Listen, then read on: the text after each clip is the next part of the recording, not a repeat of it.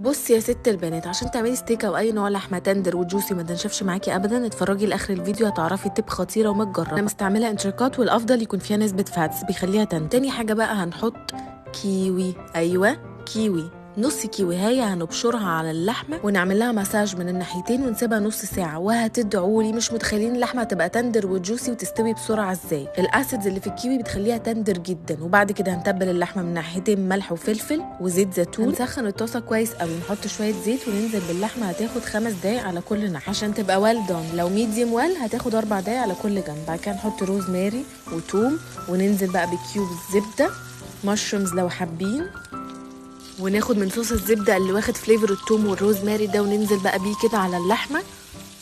ما تقعدش اكتر من 10 دقايق خالص على النار، ولازم نسيبها تريست 5 minutes قبل ما نقطعها. تندر والسوبر جوسي وبتتقطع بسهوله وطعمها خطير. وما تخافوش، الكيوي طعمها مش هيبان ابدا. ولو عايزين طريقه البطاطس البيوريه اللي بالموتزاريلا الخطيره دي اكتبوا لي في الكومنت. جربوا الكيوي على الستيك وقولوا لي ايه الاخبار. سيف ات عشان تفتكروا وانجوي. السلام عليكم. لا تنسوا الاعجاب بالفيديو والاشتراك في القناة تشجيعا لنا لنستمر بنشر المزيد إن شاء الله.